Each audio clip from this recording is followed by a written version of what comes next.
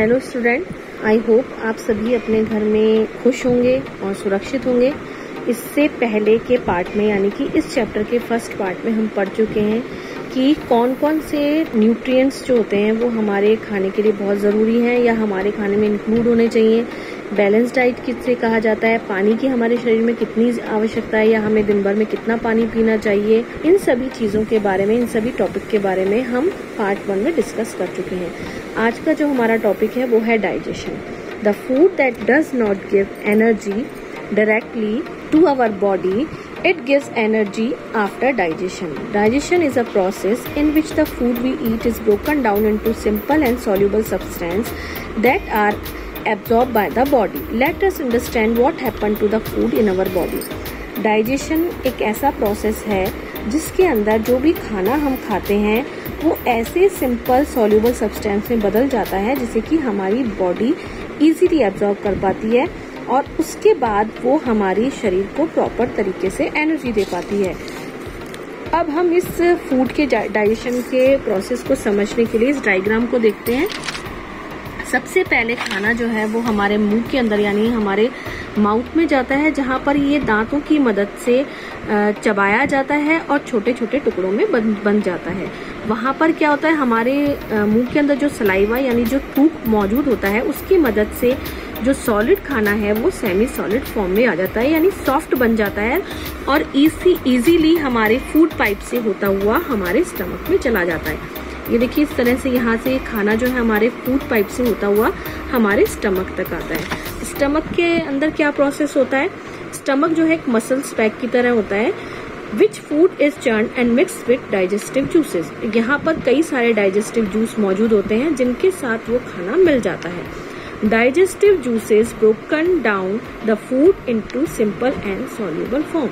और ये जो डाइजेस्टिव जूस यहाँ मौजूद होते हैं ये क्या करते हैं, हमारे खाने को छोटे छोटे टुकड़ों में और छोटे टुकड़ों में बदल देते हैं और उसे सॉल्यूबल फॉर्म में ले आते हैं। और इस प्रकार ये जो खाना है ये आगे हमारे स्मॉल इंटेस्टाइन में जाता है। स्मॉल इंटेस्टाइन क्या है, ये एक लंबी कॉइल की जैसी ट्यूब है। ये देखिए आपको यहाँ दिखाई दे रही है, ये हमारी जो है स्मॉल इंटेस्टाइन है। इसमें डाइजेस्टिव जूस, कुछ मात्रा में डाइजेस्टिव जूस मौजूद होता है। The process of digestion complete here, complete से पूरा जो हमारा डाइजेशन का प्रोसेस है वो यहाँ जाके कंप्लीट हो चुका होता है। The wall of small intestine have blood vessel that absorb the digested food and take it into all other body parts. और इसकी जो स्मॉल इंटेस्टाइन की जो दीवारें होती हैं उसमें कई ब्लड वेसल्स मौजूद होती हैं जो कि हमारे फूड को डाइजेस्ट करके उसे एब्जॉर्ब करके अलग अलग बॉडी पार्ट में पहुंचाती हैं। नेक्स्ट है हमारा pancreas. Pancreas produce juices that help to digest carbohydrates, fat, protein in small intestine. Pancreas क्या होता है, हमारे शरीर में जूस बनाता है और वो जूस क्या हेल्प करता है, वो हमारे शरीर के अंदर कार्बोहाइड्रेट, फैट और प्रोटीन इन सभी को डाइजेस्ट करने में हमारी मदद करता है। नेक्स्ट है हमारा एनस, जिसके बारे में हम बात करें। ये देखिए सारे प्रोसेस में हमने पहले खाना अपने मुंह में डाला, जहाँ पर वो सेमी सॉलिड फॉर्म में आया, उसके बाद वो हमारे फूड पाइप से होता हुआ हमारे स्टमक में गया, स्टमक में जाने के बाद वो स्मॉल इंटेस्टाइन में गया। यहाँ पर जाकर के जो फूड के डाइजेशन का प्रोसेस था वो पूरी तरीके से कंप्लीट हुआ और वो हमारी ब्लड वेसल्स से होता हुआ हमारे शरीर में जहाँ जहाँ एनर्जी की जरूरत थी वहां तक पहुंचा। उसके बाद वो हमारे लार्ज इंटेस्टाइन में गया, जहाँ पर क्या हुआ, लार्ज इंटेस्टाइन में जाकर के जो भी स्मॉल इंटेस्टाइन से जो भी अनडाइजेस्टेड फूड था वो हमारे लार्ज इंटेस्टाइन में आ गया और जो एक्स्ट्रा वाटर था वो भी आ गया। अब यहाँ पर क्या हुआ, वो एक सेमी सॉलिड फॉर्म में बन गया और थ्रू एनस यानी कि एनस के द्वारा ये हमारे शरीर से स्टूल के रूप में पास आउट हो गया। ठीक है, तो ये पूरा जो प्रोसेस हमने पढ़ा ये हमारा ह्यूमन डाइजेस्टिव सिस्टम था। अब हम आगे बात करते हैं जंक फूड के बारे में। देखिए जंक फूड आजकल सभी बच्चों को बहुत पसंद होता है, पिज्जा, बर्गर, चिप्स, और बच्चे मोस्टली जो है वो एक बैलेंस डाइट ना लेकर के इस तरह के खाने की तरफ ज्यादा झुक रहे हैं, ज्यादा उन्हें ये चीजें पसंद आ रही हैं। छोटी बच्चे के अगर चॉइस के बारे में हम पूछे तो बच्चे जो है ग्रीन वेजिटेबल्स वगैरह बिल्कुल खाना पसंद नहीं करते, बल्कि वो एक अनहेल्दी जंक फूड खाते हैं। और ये जंक फूड क्या करता है, ये हमें कोई अच्छी चीज नहीं दे रहा है, ये हमारे शरीर के लिए बहुत ही ज्यादा, अगर हम कहें तो एक बुरी चीज है, एक गंदी हैबिट हमारे अंदर पड़ जाती है अगर हम केक, चिप्स वगैरह ये खाते हैं। ये बहुत अनहेल्दी चीजें हैं और हमारे शरीर में बहुत ज्यादा मात्रा में फैट और शुगर को खट्टा करती हैं और अननेसेसरी फैट हमारे शरीर में इकट्ठा हो जाता है। अब खाने की कुछ अच्छी हैबिट्स के बारे में हम बात करेंगे। तो सबसे पहले हम बात करेंगे कि जब भी आप अपना खाना लें, यानी always take your meal in a present environment. हमेशा अच्छी जगह पर बैठकर के, साफ सुथरी जगह पर, हवादार जगह पर बैठकर अपना खाना खाएं। ईट अ बैलेंस डाइट, और आपकी जो डाइट है वो बैलेंस हो। ईट एट रेगुलर इंटरवल, और जहां तक हो सके अपने खाने का एक समय निश्चित कीजिए कि इस टाइम पे मुझे डिनर लेना है, इस टाइम पे मुझे ब्रेकफास्ट, लंच, जो कुछ भी है। ईट फ्रेश एंड क्लीन फूड, हमेशा साफ और ताजा खाना ही खाएं। Chew the food well before soling, और जब भी आप खाने को निगलें उससे पहले आप ये पूरी तरीके समझ लें कि आपका खाना पूरी तरीके से, अच्छी तरीके से चबाया हुआ हो, ना कि उसमें कोई बड़े बड़े पीसेज हो जो आपके फूड पाइप में जाकर के अटक जाएं। Drink 8 to 10 glasses of water every day, कम से कम 8 से 10 ग्लास पानी रोजाना पिएं। Eat a lot of green vegetables and fruit, बहुत ज्यादा मात्रा में हरी सब्जियां और फ्रूट्स खाएं। और अवॉइड ओवर ईटिंग, और साथ ही साथ इस बात का भी ध्यान रखें कि आप अननेसेसरी खाना ना खाएं। जितनी रिक्वायरमेंट है उतना ही खाना खाएं, अननेसेसरी फूड हम न खाएं। नेक्स्ट टॉपिक है हमारा cooking food.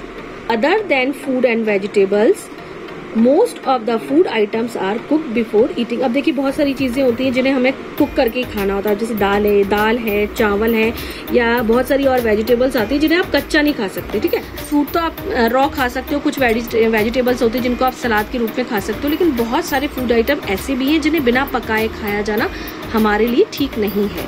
Food can be cook by boiling, frying, roasting, baking और स्टीमिंग। अब खाने को पकाने के भी अलग अलग तरीके हैं, उबाल के भी बनाते हैं, तल के भी बनाते हैं, रोस्ट भी करते हैं, बेक भी करते हैं और स्टीम भी करते हैं। We cook food because it, और ये सब हम क्यों करते हैं? हम इसलिए करते हैं क्योंकि कुक करने से क्या होता है, तो फूड आपका टेस्टी बनता है, सॉफ्ट हो जाता है, जिसे आप आसानी से डाइजेस्ट कर सकते हैं, और साथ ही क्या करता है, जर्म्स को भी मारता है। अब हम बात करते हैं, नेक्स्ट टॉपिक है हमारा फूड प्रिजर्वेशन, यानी खाने को संरक्षित रखना, लंबे समय तक उसको कुछ फूड आइटम्स को सुरक्षित रखना। All food items get spoiled at room temperature after some time. कई बार आपने देखा होगा, बहुत ज्यादा मोस्टली गर्मी के दिनों में ऐसा होता है कि जब जो फूड आइटम्स होते हैं उनको अगर आप लंबे समय तक रूम टेम्परेचर पे रखते हैं तो उसमें से स्मेल आने लगती है, या कई बार उनमें झाग आ जाते हैं, तो बहुत सारी अलग अलग केमिकल रिएक्शंस उनमें हो जाते हैं, पर वो खाना आपके खाने लायक नहीं रहता है। Such spoiled food items produce foul smell and are not good for our health. उनमें से गंदी सी बदबू आने लगती है और वो हमारे खाने के लिए सुरक्षित नहीं होते। फॉर लॉन्ग यूजेस, अगर लंबे समय तक आप इस्तेमाल कर रहे हैं, अ food item should be preserve. तो ये बहुत जरूरी है कि अगर आप चाहते हैं कि किसी भी फूड आइटम को आप लंबे समय तक इस्तेमाल करें तो आप उसे प्रिजर्व करके रखें, यानी उसे सुरक्षित करके रखें ताकि वो खराब ना हो। The process by which we can prevent the food items from getting spoiled for a long time is known as food preservation।